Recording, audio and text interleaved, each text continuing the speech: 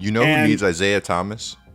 Who? I don't think anyone. The Los Angeles Lakers. We tried that, and it worked decently, but we're in a different place now. You saw his tweet, right? Have you seen Isaiah Thomas on Twitter, actually? Bro, his last team was the Pelicans. I saw him play. I'm like feeling bad for him at this point. Wait, oh my God. Why are you feeling bad for him? Dude, he's out here just trying to, I mean, I don't want to use the word beg, but he's kind of begging for a spot, like, for his one last chance. I only saw him do that for the Lakers. Did he do that for somebody else? He's kind of been doing that for a while now.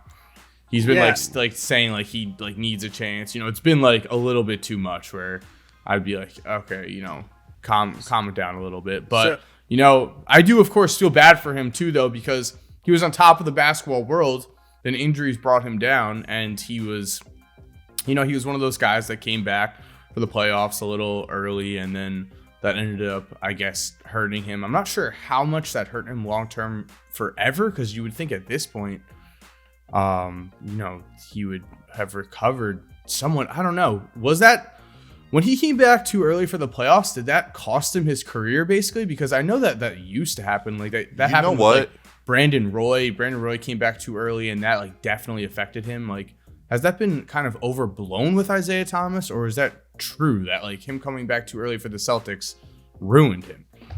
That's a good question. I actually don't think that's talked about enough, to be honest, because it's perceived as this like huge sacrifice when Isaiah Thomas's sister died in a car accident in the 2017 playoffs, and then he comes back and like absolutely demolishes isn't even the right word. I'd like to say absolutely obliterate and decimate to the point of irrelevance, at least towards the Chicago Bulls, because the Celtics would defeat the Bulls 4-2.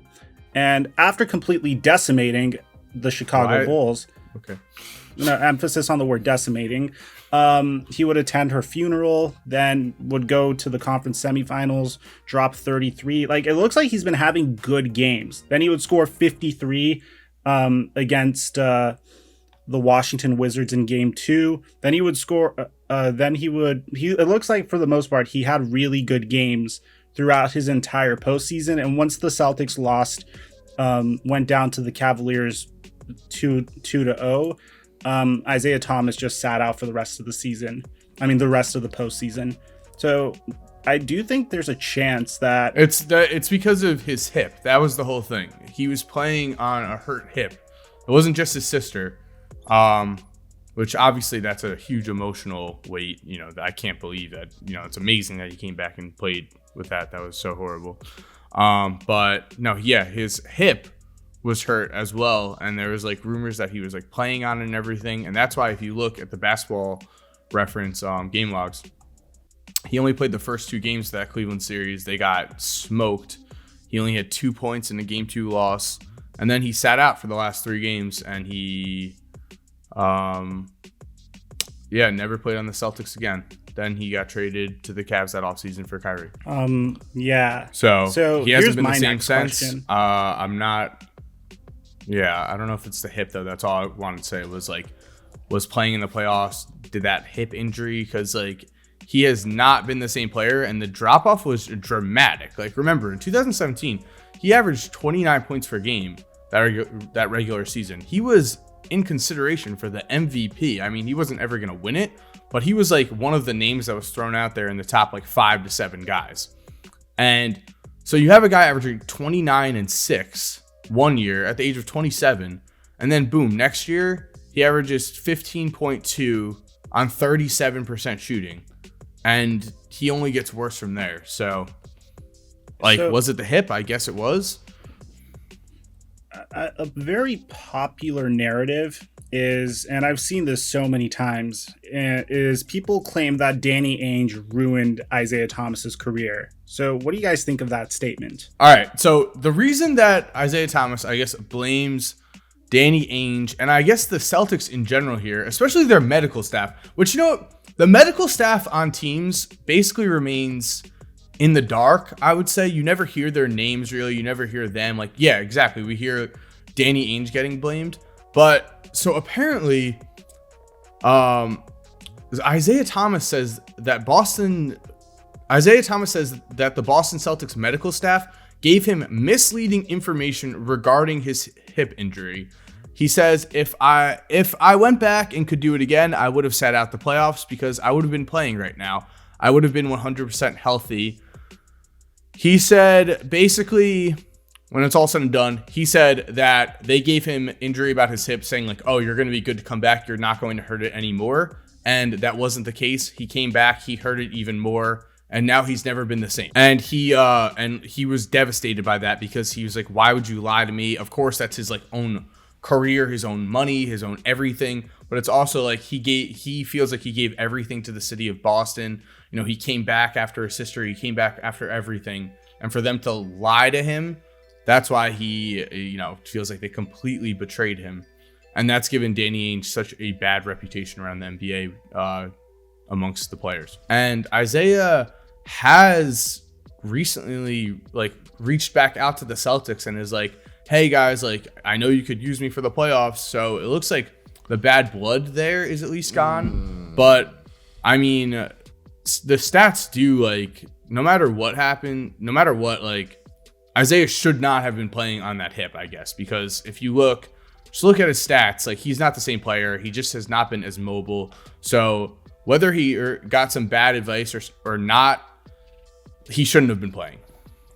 And also like, just as a counter argument, first, I see Danny Ainge's side in this thing. He completely mismanaged, like he fumbled his own bag.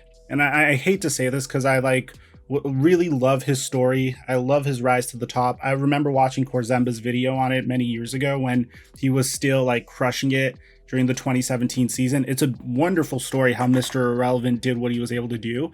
But the thing is, if he knew his hip was that bad, he shouldn't have played the year after. Even if there was pressure from LeBron James to come back, he should have said, I'm out for the season. I need to make sure my hip is right. And then he should have cashed in and got at least a 1-year max prove it deal, or, you know, a 2-year max or something like that. And he would have been offered that. Some team would have paid him that amount of money if he chose to sit out, but he didn't. Unfortunately, he kind of set himself up to be the cautionary tale when it comes to this kind of situation, because he claims he came back too early for the playoffs. Okay. And then he also immediately got traded by that same team that he came back and, you know, put his own health. He put his health second. He put the team first there. He immediately got traded there. So what does that teach everyone involved? Teaches everyone, put your own health first. You know, these guys, these teams, you could be expandable. No matter who you are, like they could trade you that offseason, which they did to Isaiah Thomas. And it also taught teams themselves, I would say, you know, let's cool it. Let's not be risking players' long-term health, no matter what, basically. But in Isaiah Thomas's situation, you haven't earned a max contract yet. You're literally almost there. It's really unfortunate what happened to him at the end of the day. He was, you know, 2nd-round pick. He had his whole just underlooked wherever he went, basically. Now, finally, he's on the Celtics. Didn't go to his head in a bad way, but went to, like, where he was like, yeah, this is my team. These are my guys. I'm going to come back. I'm going to, you know, try to lead us through these playoffs. Like, I earned the right to be the guy that's able to do this. And then, unfortunately, it just kind of backfired in a major way where now he can't even get an NBA contract. Cautionary tale, man. Yeah, so guys, we are capping off the giveaway to the first 40,000 subscribers that turn on our notifications for the Laced Up podcast. All you have to do to enter for a chance to win a PlayStation 5 or an Xbox Series X is subscribe, hit that notification bell. If you want to do us a favor, leave a like on the pod and let me know in the comment section down below when it's done. You'll enter for a chance to win a PlayStation 5 or an Xbox Series X. If you're still here while the music is cued, here are 2 videos I think you are definitely going to enjoy. Make sure to click on one of them. Again, I know you're going to love it. And other than that, have a great day and peace.